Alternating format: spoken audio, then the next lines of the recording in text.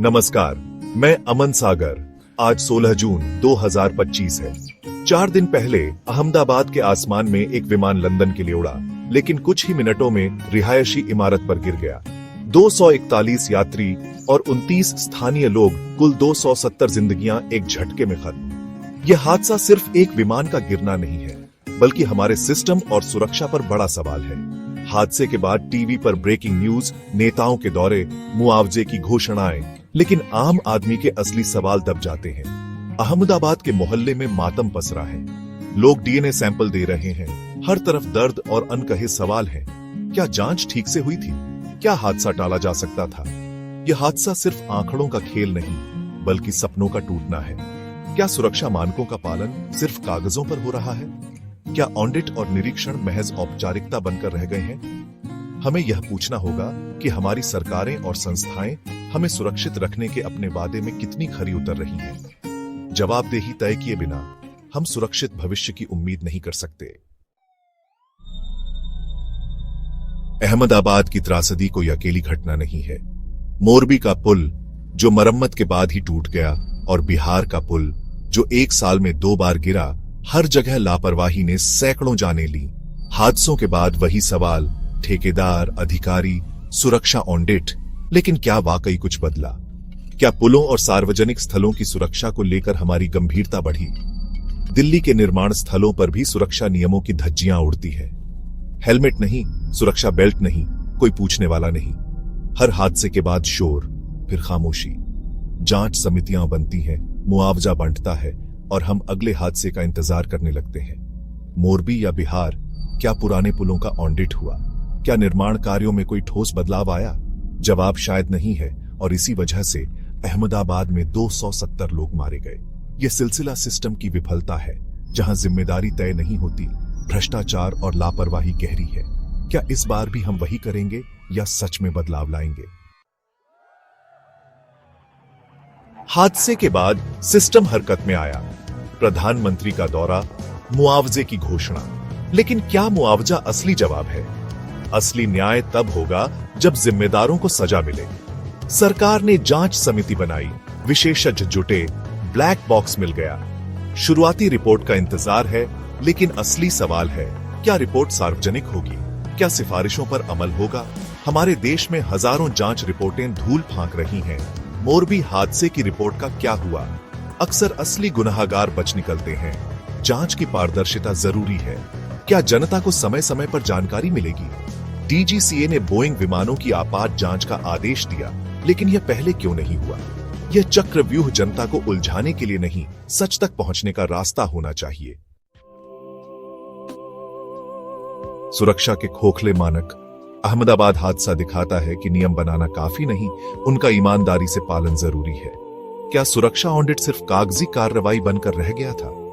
यह समस्या सिर्फ विमानन तक सीमित नहीं, निर्माण, परिवहन, कारखानों में भी सुरक्षा नियमों की अनदेखी आम है। मोरबी का पुल बिना फिटनेस सर्टिफिकेट के खुला, बिहार के पुल की गुणवत्ता पर सवाल थे। हर जगह सब चलता है का रवैया। सुरक्षा एजेंसियां या तो संसाधनों की कमी का रोना रोती हैं, या भ्रष्टाचार में लिप्त हैं। अधिकारी खाना पूर्ति कर सब ठीक है कि रिपोर्ट दे देते हैं। जब तक सुरक्षा को संस्कृति का हिस्सा नहीं बनाएंगे, हादसे होते रहेंगे। सिर्फ सरकार या कंपनियों को दोष देना काफी नहीं, समाज को भी बदलना होगा। एक हेलमेट, एक सेफ्टी बेल्ट, यही जीवन और मृत्यु के बीच का फासला है। कागजी नियम तब तक बेमानी है जब तक हम उन्हें हकीकत में न उतारें। जिम्मेदारी की गुमशुदा तलाश। हर बड़े हादसे के बाद सवाल उठता है, जिम्मेदार कौन? पायलट, एयरलाइन, बोइंग या डीजीसीए? जिम्मेदारी की परतें इतनी जटिल हैं कि असली गुनहगार छिप जाता है। मोरबी में ठेकेदार पर सवाल उठे। कुछ गिरफ्तारियां हुई, लेकिन क्या सरकारी अधिकारियों पर कार्रवाई हुई? बिहार में भी यही कहानी। सिस्टम की सबसे बड़ी त्रासदी, यहां जिम्मेदारी अनाथ होती है। हर कोई गलती का ठीकरा दूसरे पर फोड़ देता है। जांच रिपोर्टें अक्सर सिस्टम फेलियर कहकर असली दोषियों को बचा लेती है। छोटे कर्मचारियों को निलंबित कर दिया जाता है, बड़े अधिकारी बच निकलते हैं।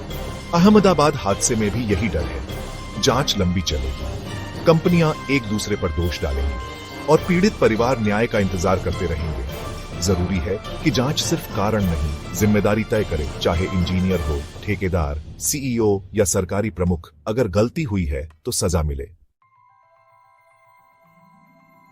सुधार की राह। हादसों के बाद सुधारों की बातें होती हैं। विशेषज्ञ, लेख, संसद में वादे। अहमदाबाद के बाद भी यही हो रहा है। सुझाव आते हैं, स्थानीय निगरानी कमेटियां, स्वतंत्र एनजीओज की जांच, फास्ट ट्रैक कोर्ट, सीसीटीवी निगरानी। लेकिन क्या ये बातें हकीकत बनेंगी? फास्ट ट्रैक अदालतें बने तो पीड़ितों को जल्दी न्याय और दोषियों को समय पर सजा मिल सकती है। सुधारों की राह में सबसे बड़ी बाधा है राजनीतिक इच्छा शक्ति की कमी। नियम बदलना आसान, व्यवस्था बदलना मुश्किल। सुधार तभी होंगे जब सरकार, प्रशासन, कंपनियां और जनता सब अपनी भूमिका निभाएं। सरकार को सख्त कानून लागू करने होंगे, प्रशासन को पारदर्शी बनना होगा, जनता को लगातार सवाल पूछकर दबाव बनाना होगा। सुधार की राह बातों से नहीं, एक्शन से बनेगी। जनता की आवाज। अहमदाबाद में जो हुआ वह दुखद है, लेकिन उससे भी बड़ा नुकसान होगा अगर हम इसे भूल जाएं। अक्सर यही होता है, हमारा गुस्सा ठंडा पड़ जाता है, नेता, अधिकारी पुराने ढर्रे पर लौट आते हैं। इस चक्र को तोड़ने का एक ही तरीका है, सवाल पूछते रहना। यह हमारा अधिकार और कर्तव्य है। मैं 24 साल का हूं और मेरे जैसे कई युवा आज यही सोच रहे हैं, क्या हमारे सवाल सच में सुने जाते हैं? अहमदाबाद की घटना ने हमें झकझोर दिया है, लेकिन अब चुप रहना कोई विकल्प नहीं है। हमें आगे आकर अपनी आवाज उठानी होगी। हमें पूछना होगा, जांच कहां तक पहुंची, रिपोर्ट कब आएगी, सुरक्षा के वादों का क्या हुआ। हमें मुआवजे से आगे बढ़कर न्याय की मांग करनी होगी। नेताओं के वादों पर आंख मूंदकर भरोसा करने का समय गया। हमें असली जवाब चाहिए, खोखले वादे नहीं। यह लड़ाई सिर्फ 270 परिवारों की नहीं, हम सब की है। आज अहमदाबाद, कल कोई और शहर। अपने सवाल लिखिए, बोलिए, साझा कीजिए। जब करोड़ों आवाजें एक सवाल पूछती हैं तो सत्ता भी सुनती है। जब तक आप और हम सवाल पूछना जारी रखेंगे, उम्मीद जिंदा रहेगी कि शायद अगला हादसा ना हो। नमस्कार।